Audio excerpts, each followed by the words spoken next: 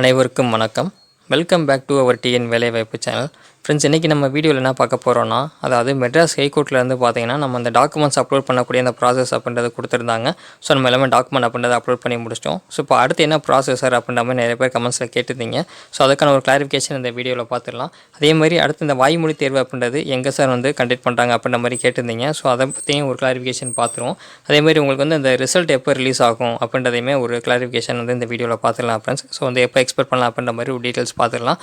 So video skip பண்ணாமல் கடைசி வரை முழுமையாக பாருங்கள் ஃப்ரெண்ட்ஸ். நீங்கள் எப்போ நம்ம சேனலுக்கு புதுசாக வரீங்க அப்படின்னா சப்ஸ்கிரைப் பண்ணாமல் பார்க்குறீங்கன்னா சப்ஸ்கிரைப் பண்ணிக்கோங்க ஃப்ரெண்ட்ஸ். உங்கள் ஃப்ரெண்ட்ஸுக்கும் ஷேர் பண்ணுங்கள். இந்த வீடியோ பிடிச்சிருந்தாரு அப்படின்னா ஒரு லைக் பண்ணிங்க ஃப்ரெண்ட்ஸ். நீங்கள் பண்ணக்கூடிய ஒவ்வொரு லைக்கும் தான் எனக்கு அடுத்தடுத்து வீடியோக்கள் போகிறதுக்கு சப்போர்ட்டாக இருக்கும். ஸோ லைக் பண்ணிட்டு வீடியோ பாருங்கள். நம்ம சேனலுக்கான லிங்க் டிஸ்கிரிப்ஷனில் இருக்குது ஃப்ரெண்ட்ஸ். ஸோ வந்து லோகோ வந்து பார்த்தீங்கன்னா வேலை வாய்ப்பு அப்படின்னு போட்டுக்கும், ரெட் கலரில் லோகோ இருக்கும். ஸோ நீங்கள் வந்து சப்ஸ்கிரைப் பண்ணிக்கோங்க ஃப்ரெண்ட்ஸ். வாங்க இப்போ வீடியோக்குள்ளே போகலாம் ஃப்ரெண்ட்ஸ். ஸோ இப்போ வந்து பார்த்தோம் நம்ம அப்படின்னா அந்த நோட்டிஃபிகேஷனில் இருக்கும். ஸோ வந்து அங்கே என்ன கொடுத்துருக்காங்க அப்படின்னா, அதாவது examiner, senior bailiff, junior bailiff போன்ற போஸ்ட்டுகளுக்கு வந்து பார்த்தீங்கன்னா தகுதி அப்படின்றது கொடுத்துருக்காங்க. ஸோ நீங்கள் குறைந்தபட்சம் வந்து பார்த்தீங்கன்னா அதாவது எஸ்எஸ்எல்சி அப்படின்றது நீங்கள் கம்ப்ளீட் பண்ணியிருக்கணும் அப்படின்றத கொடுத்துருக்காங்க. இப்படின்னா உயர்நிலை படிப்புகள் அல்லது கல்லூரி படிப்புகளில் சேருவதற்கான தகுதியுடன் அதற்கு இணையான தேர்ச்சி பெற்றிருக்க வேண்டும் அப்படின்றது கொடுத்துருக்காங்க. ஸோ அதே மாதிரி பார்த்தோம் அப்படின்னா ஒளிப்படம் நகல் எடுப்பவர், அதை பார்த்தீங்கன்னா ஜெராக்ஸ் ஆப்ரேட்டருக்குமே எஸ்எஸ்எல்சி தகுதி அப்படின்றது கொடுத்துருக்காங்க. ஸோ அதே மாதிரி பார்த்தோம் அப்படின்னா மேலும் ஜெராக்ஸ் இயந்திரத்தை இயக்குவதில் 6 மாதங்களுக்கு குறையாத செய்முறை முன் அனுபவம் இருக்க வேண்டும் அப்படின்றதுமே மென்ஷன் பண்ணியிருக்காங்க. ஸோ இதை நீங்கள் செக் பண்ணி பாருங்கள். ஸோ நோட்டிஃபிகேஷன் டீட்டெயில் கொடுத்துருக்காங்க. ஸோ இப்போ அதில் என்ன மென்ஷன் பண்ணியிருக்காங்க அப்படின்றது பார்ப்போம். ஸோ அதாவது என்ன கொடுத்துருக்காங்க அப்படின்னா, தான் டாக்குமெண்ட்ஸ் அப்லோட் பண்ணுறதுக்கு டீட்டெயில்ஸ் வந்து கேட்டிங்க. ஸோ என்ன சொல்கிறாங்க அப்படின்னா, தேவையான ஆவணங்களை சமர்ப்பிக்கக்கூடிய 72 மணி நேரத்திற்குள் விண்ணப்பதாரர்கள் அவற்றை சமர்ப்பிக்க தவறினால் அவர்கள் அதை சமர்ப்பிப்பதற்கான கால நீட்டிப்புக்கு தகுதியுடையவர் அல்ல. மேலும் அத்தகைய ஆவணங்களின் அடிப்படையில் அவர்கள் கோரும் கோரிக்கை ஏற்றுக்கொள்ளப்பட மாட்டாது அப்படின்றத நோட்டிஃபிகேஷனில் மென்ஷன் பண்ணியிருக்காங்க. பட் நம்ம வந்து அந்த ரெக்யூப்மெண்ட் செல் கால் பண்ணி கேட்குறப்ப அவங்க என்ன சொல்கிறாங்க அப்படின்னா, ஸோ நீங்கள் வந்து அப்லோட் பண்ணியிருக்கீங்க, இல்லை சார் நம்ம வந்து சரியாக அப்லோட் பண்ணாமல் இருக்கும் அப்படின்ற மாதிரி டீட்டெயில் பட்சத்தில் ஸோ அப்ளிகேஷன் ஃபார்ம், அதாவது நீங்கள் இனிஷியலாக அப்ளை பண்ணியிருப்பீங்க இல்லையா, ஸ்டார்டிங்கில் அப்ளை பண்ணுறப்ப நீங்கள் டீட்டெயில்ஸ் எல்லாமே கரெக்டாக கொடுத்துருக்கீங்களா அப்படின்ற மாதிரி கேட்குறாங்க. ஸோ வந்து அது கரெக்டாக இருந்ததுன்னா அதை பேஸ் பண்ணி வெரிஃபிகேஷன் பண்ணுவோம் அப்படின்ற மாதிரி அவங்க வந்து ரெக்யூப்மெண்ட் செல்லில் இருந்து பார்த்தீங்கன்னா சொல்லியிருக்காங்க. ஸோ பட் நோட்டிஃபிகேஷன் இந்த மாதிரி கொடுத்துருக்காங்க. அதுக்கான ஒரு கிளாரிஃபிகேஷன் வந்து கொடுக்குறாங்களா அப்படின்னு நம்ம வெயிட் பண்ணி பார்க்கலாம்.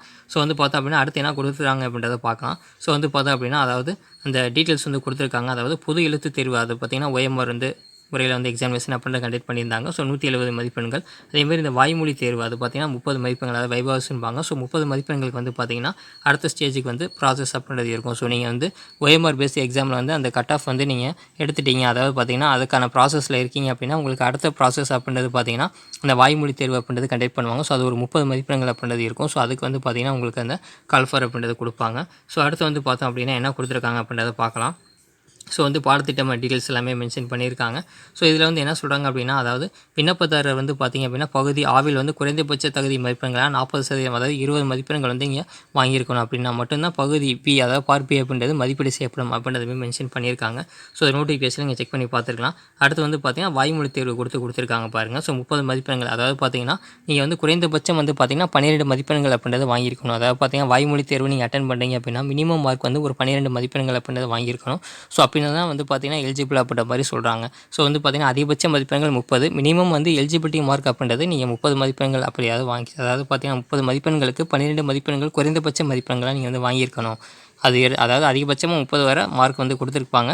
ஸோ மினிமம் எலிஜிபிலிட்டி அப்படின்றது 12 மார்க் அப்படின்றது கொடுத்துருக்காங்க. ஸோ வாய்மொழி தேர்வுக்கு விண்ணப்பதாரர்கள் பொது எழுத்து தேர்வில் பெற்ற மதிப்பெண்கள் அடிப்படையில், அதாவது நீங்கள் OMR பேஸ்ட் டெஸ்ட் எழுதியிருப்பீங்க.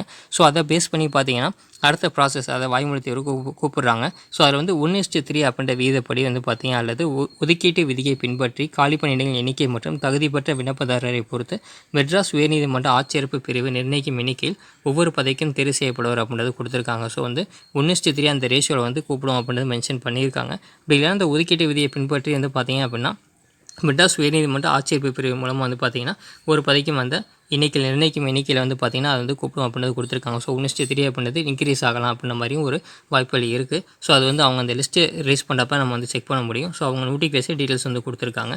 ஒவ்வொரு ஒதுக்கீட்டு பிரிவிலும் வரம்பு நிலை மதிப்பெண்களுக்கு ஒத்த மதிப்பெண்கள் பெற்றிருக்கும் விண்ணப்பதாரர்கள் அனைவரும் வாய்மொழி தேர்வுக்கு அழைக்கப்படுவார்கள்.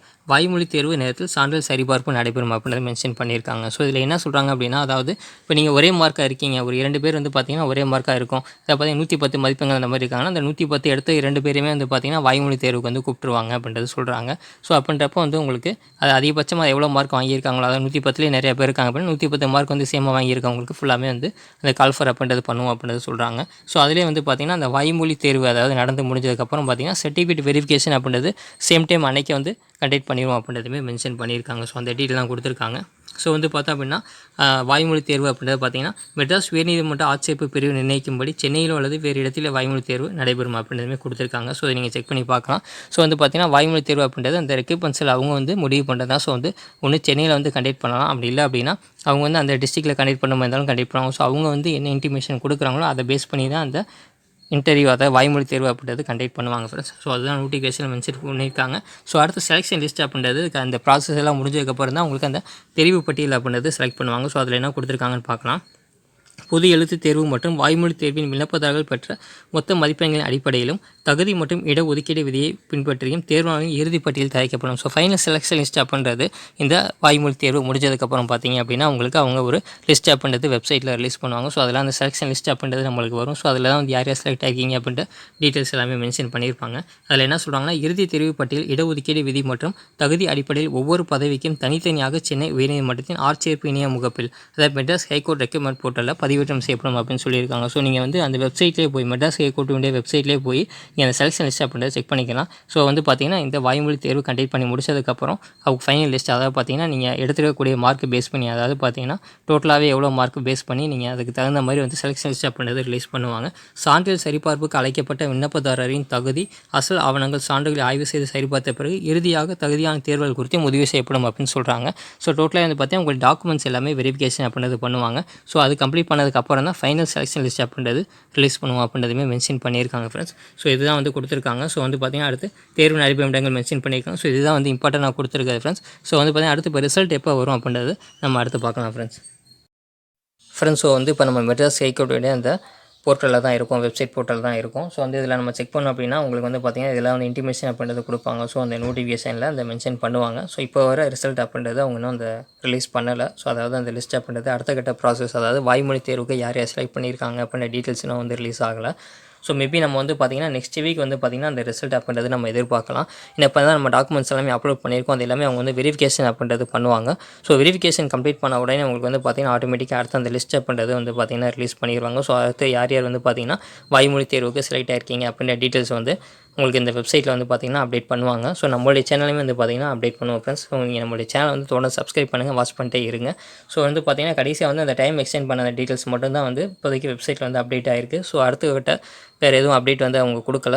ஸோ அடுத்து வந்து பார்த்தீங்கன்னா வேறு எதுவும் வந்து இன்டிமேஷன் வருது அப்படின்னா டாக்குமெண்ட்ஸ் அப்லோட் பண்ணுறதுக்கு அகைன் சான்சஸ் எதுவும் கொடுக்குறாங்களா இல்லை வேறு ஏதாவது இன்டிமேஷன் வந்தது அப்படின்னா நம்மளுடைய சேனல் வந்து வீடியோ வந்து அப்லோட் பண்ணுவோம் ஃப்ரெண்ட்ஸ். ஸோ வந்து பார்த்திங்கன்னா அடுத்து செலெக்ஷன் லிஸ்ட் அப்படின்றது ரிலீஸ் பண்ணுவாங்க. ஸோ வந்து நீங்கள் டாக்குமெண்ட்ஸ் வந்து நீங்கள் கலரில் அப்லோட் பண்ணிக்க அப்படின்ற மாதிரிலாம் கேட்குறீங்க. ஸோ வந்து அவங்களுக்கு சீரியல் நம்பர் அப்படின்றது மெயினாக இருந்தாலே போதும். பட் நோட்டிஃபிகேஷனில் வந்து பார்த்திங்கன்னா பிளாக் அண்ட் ஒயிட்டில் தான் அப்லோட் பண்ணணும் அப்படின்ற மாதிரி அவங்க இன்டிமேஷன் கொடுத்துருந்தாங்க. இப்போ வந்து பார்த்திங்கன்னா கால் பண்ணி கேட்டதுக்கு அவங்க என்ன சொல்கிறாங்க அப்படின்னா ஸோ அப்ளிகேஷன் இனிஷியலாக நீங்கள் வந்து ஃபில் பண்ணப்போ உங்களுக்கு அந்த டீட்டெயில்ஸ் கரெக்டாக கொடுத்துருக்கீங்களான்றது கேட்குறாங்க. ஸோ அப்பயுமே நீங்கள் டாக்குமெண்ட் அப்லோட் பண்ணியிருப்பீங்க. ஸோ நாங்கள் அதை பேஸ் பண்ணி வெரிஃபிகேஷன்றது பண்ணுவோன்ற மாதிரி கொடுத்துருக்காங்க. ஸோ வந்து பார்த்தீங்கன்னா நம்ம வெயிட் பண்ணி பார்க்கலாம். வேறு எதுவும் அவங்க அப்டேட்ஸ் கொடுக்குறாங்க அப்படின்னா நம்மளுடைய சேனல் வந்து வீடியோ வந்து நம்ம அப்லோட் பண்ணுவோம் ஃப்ரெண்ட்ஸ். ஸோ நீங்கள் நம்மளுடைய சேனல் வந்து தொடர்ந்து வாட்ச் பண்ணிட்டே இருங்க.